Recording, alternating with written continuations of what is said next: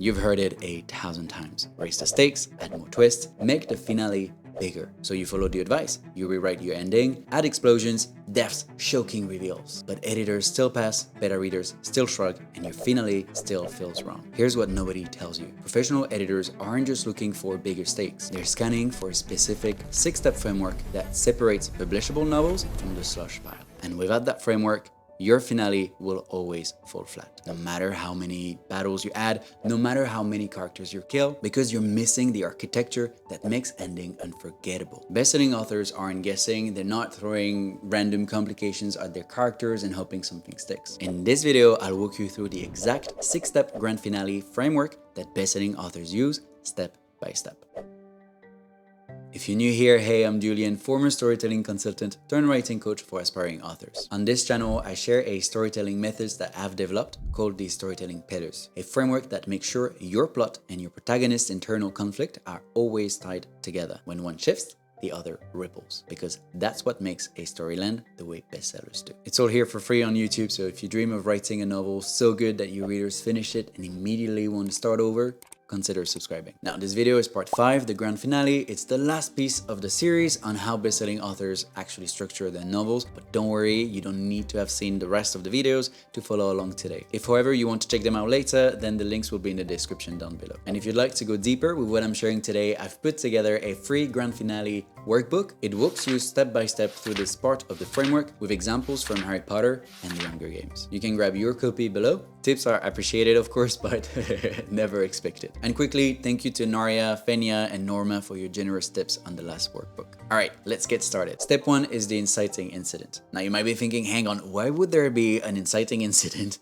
at the end of a book? And you're right to question it, because this isn't the inciting incident that kicks off your novel, it's the one that kicks off the endgame. Here's what's happening. Your protagonist just came off of what I call the journey to hell. So the brutal second half of your middle where everything fell apart. They've learned some hard truth about themselves, sure, and they think that they've figured out what needs to happen next. The problem, that conclusion is flawed. And the grand finale starts by taking that flawed belief and flipping it on its head. Why does this moment change everything? Well, think about it. Your protagonist has been through hell. They've learned something important, sure, but if you're anything like me when I was writing my first draft, they're still seeing the situation through cracked glasses. So the inciting incident of your grand finale does something crucial. It forces them to abandon their current plan and commit to a new one. And here's the key. This new plan comes from one of two places. Option 1, they double down on what I call the minor fixation, that surface level goal that they've been chasing all along, but now it's supercharged with everything they've learned. Option 2, they are forced to confront the major fixation, so the deeper need the entire story has been steering them toward,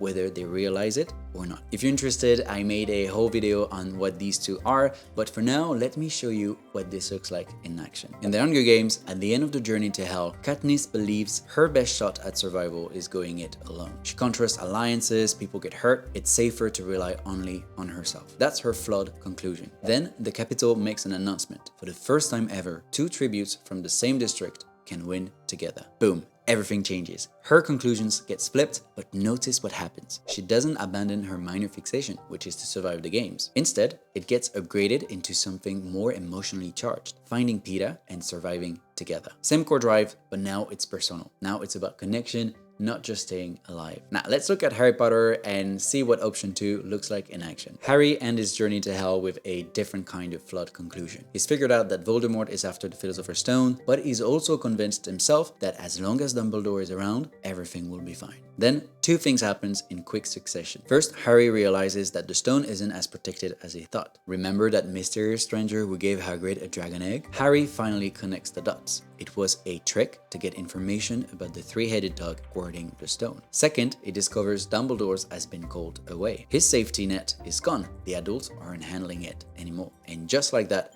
Harry is pushed straight into his major fixation. He has to protect the stone, and he has to face what's coming. See the difference? Katniss gets pulled deeper into her existing chase, but with new stakes, new emotion. Harry, on the other end, gets forced to abandon his surface level concerns entirely and confront the deeper conflict he's been avoiding. Both work. What matters is that the inciting incident takes whatever your protagonist believed at the end of their darkest moment and proves it wrong. So here's what to ask yourself. What flawed conclusion did your protagonist draw at the end of their journey to hell? What discovery or event could shatter that belief and force a new plan. And does your story need them to chase their surface level goal with new intensity, or finally confront the deeper issue they've been avoiding? Don't worry if you're not sure which path fits yet. As we move through the next steps, it'll become clear which direction serves your protagonist arc best. The important thing is this: your finale doesn't start with your protagonist calmly executing a master plan. It starts with their world shifting again, one last time,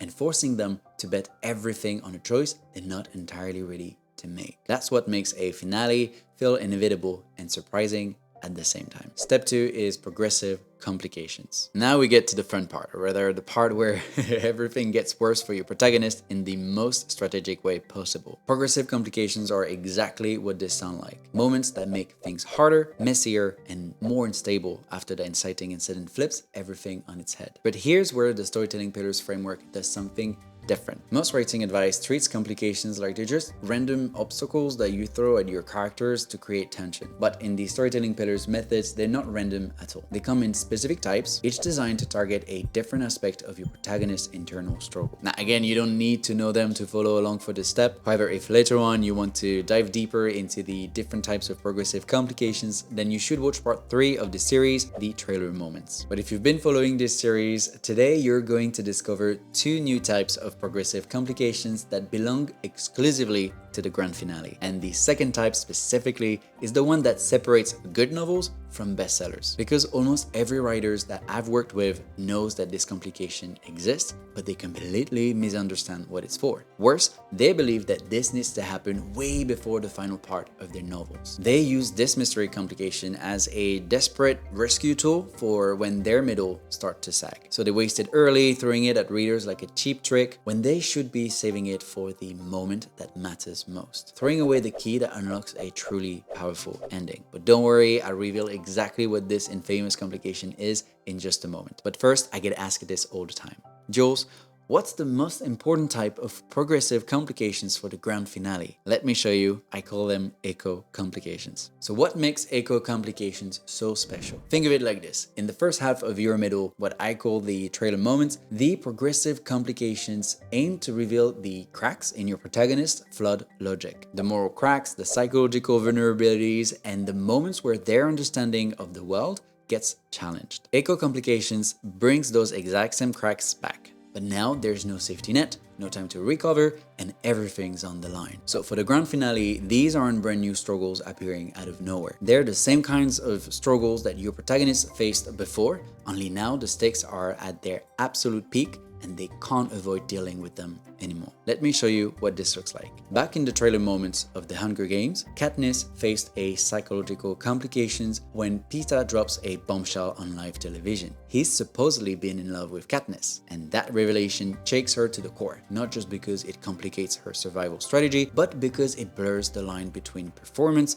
and real emotion. She can tell what's genuine and what's for the cameras, and that uncertainty eats at her. Now in the grand finale, that same complication echoes back, only this time there's no audience, no cameras, or maybe well hidden, but more importantly, no performance. Peeta tells her he's been in love with her since they were children, long before the games, long before any of this nightmare began. It's the exact same type of complication, psychological, but now it hits deeper. The earlier confession made Katniss question the game. This one makes her question everything she thought she knew about herself and her relationships. In Harry Potter, the psychological crack appears during Harry's first encounter with Snape. It's not just about getting answers wrong in potion class. Snape's verbal attack cuts right into Harry's confidence, making him feel small, unprepared, and out of place. For the first time since arriving at Hogwarts, Harry questions whether he really belongs in this world. Now in the grand finale, that same wound echoes back. When they get caught in the devil's snare, panic takes over. The plant tightens its grip. Every time you struggle, the only way to escape is to stay calm and think clearly under pressure. This isn't about keeping your cool when a teacher humiliates you anymore. It's about survival. Harry has to prove to himself and to his friends that he can keep his head when it matters most. Same psychological vulnerability, same type of pressure, but now if he fails, people die. This is what makes echo complications so powerful. They don't just create tension, they force your protagonist to face the exact same inner weakness that's been hunting them all along. But now they can't run from it. They can't deflect it. They can't even wait for someone else to solve it. They have to prove they're actually grown. And it's not just their inner cracks that echo back. The world itself does too. Speaking of which, the next complication echoes the complication that world threw at them during the trailer moments. In the Hunger Games, the game makers announced the feast. Each remaining tribute must risk returning to the cornucopia to retrieve something they desperately need. Sounds familiar? It should, because it mirrors the exact same world-building complications from the opening of the games. That brutal cornucopia bloodbath where Katniss first faced an impossible choice. Do you charge in and risk everything, or hang back and risk losing what you need to survive? The arena itself is forcing her to relieve that same trap, but now the stakes are even higher. Same world, same impossible choice. Only this time, hesitation doesn't just mean missing supplies, it means watching pizza die. In Harry Potter, the world-building echo comes through the flying keys. Remember Harry's first real confrontation with Draco? That chaotic chase for Neville's Remembrall wasn't just about a toy, it was Harry's moment to test his instincts in the air and prove that he belongs at Hogwarts. Now, in the grand finale, he's back on a broom, but everything's different. This time, he has to catch the right enchanted key while flying on his broom. Same type of aerial test, same reliance on his flying skills, but now the survival of the wizarding world hangs in the balance. The world is testing him the exact same way it did before, just when the cost of failure is absolute. Now, the next progressive complications echoes the moral aspect of the theme of your story. Let's go back to the Hunger Games. Throughout the games, Katniss has fought to survive without crossing one crucial line. She's never deliberately hunted another tribute with the intent to kill. Sure, she's defended herself, she's used her bow when she had to, but she's never been the aggressor. That restraint shatters in the grand finale. When the final tribute threatens Peter's life, Katniss faces the choice she's been avoiding. For the first time, she uses her bow not defensively, but as a weapon of execution to take a life and save the person she loves. It echoes her earlier moment when she shot that arrow at the game maker's pig during her private session. Back then, the moral question was almost symbolic. Do I take the shot and risk punishment? Here, it's devastatingly real. The bow isn't just a statement of defiance anymore, it's an instrument of death. In Harry Potter, the moral echo comes through Ron's sacrifice on the giant chessboard. Earlier during the Sorting Hat ceremony, Harry faced his first real moral test, when the hat saw both light and darkness in him and offered him power and legacy through Slytherin versus courage and loyalty through Gryffindor. Now, the grand finale brings that exact same moral question roaring back. Ron makes the ultimate choice between self-preservation and doing what's right. He deliberately sacrifices himself so Harry and Hermione can move forward. It's the same moral framework Harry wrestled with under the Sorting Hat, but now the stakes aren't just about which house he belongs to. They're about whether he's willing to accept that doing what's right sometimes demands everything, including watching the people you care about pay the price. And that's the full force of Echo Complications. The same cracks, the same dilemmas, the same tests, only now with everything on the line. So for your own novel, ask yourself, what moment of the trailer moments made your protagonists doubt themselves or question their place? How can that same vulnerability return in your finale, but now when the failure means everything falls apart? What impossible choice did your story's world force on your protagonist early on? How can your grand finale recreate that exact same trap, but with stakes so high they can't walk away this time? And what line has your protagonist refused to cross throughout your story? What would finally force them to shatter that boundary, not because they want to, but because someone they love depends on it? Now, remember that mysterious complication type I mentioned earlier? The one that unfortunately most writers misunderstand and misplace? It's time to reveal what it is and why it's the secret weapon your finale has been missing. The misunderstood progressive complication that belongs exclusively in the grand finale is the plot twist. And here's where almost every writer gets it wrong. Most writers think a plot twist exists to shock the readers or to rescue a sagging middle, so they throw it in whenever their story falls flat, hoping that it'll inject some excitement and keep pages turning. But that's not what a plot twist is for,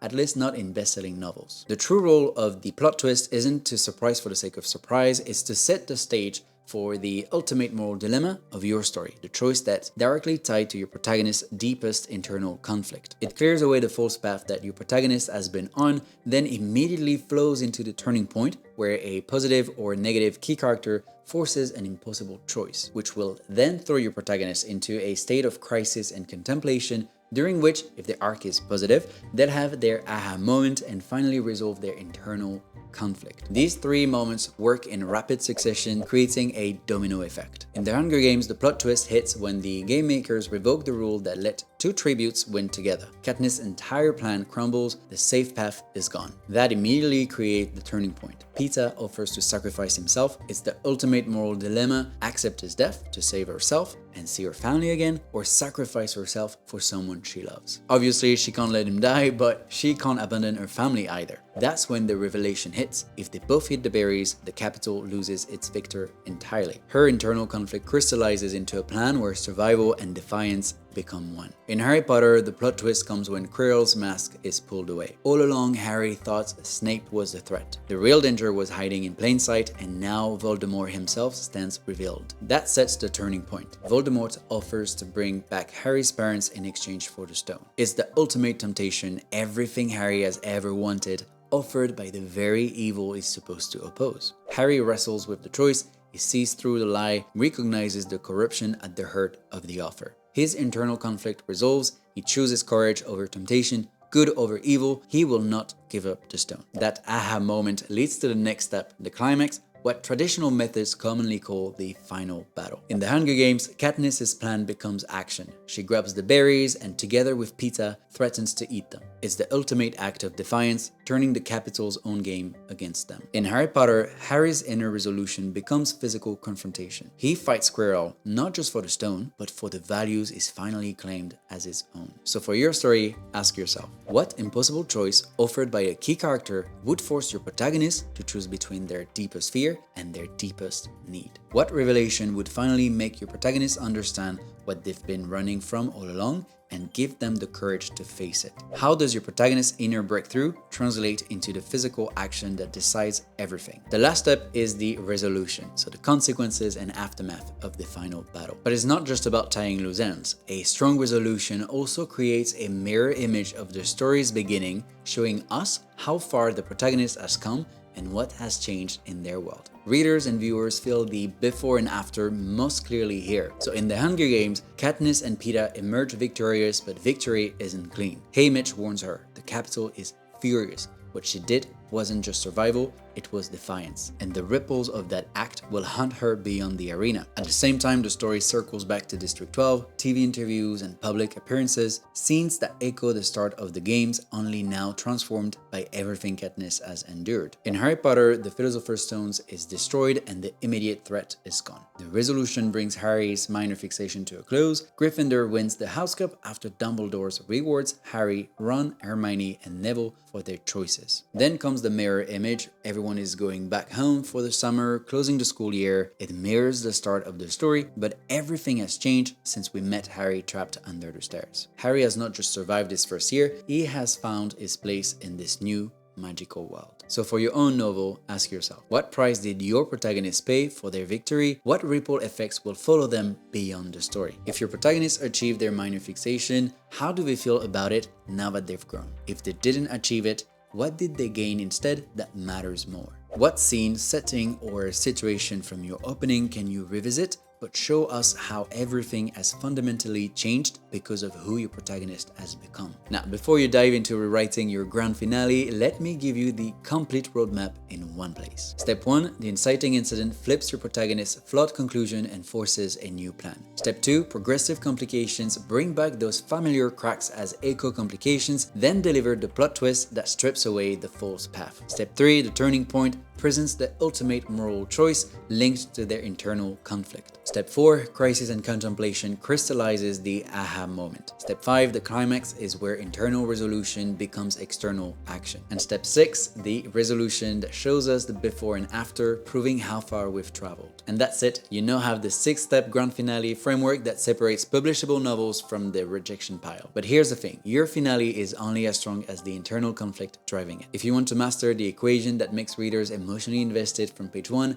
click here for my deep dive on internal conflict. Or maybe your problem isn't just the protagonist, it's building a full cast that readers actually care about. Then click here for my complete characterization framework. And if you want to connect with me and other writers who are using these frameworks, then join our Discord community. All links are in the description down below. I'm Julian Maylet, thanks for watching and I'll see you in the next one.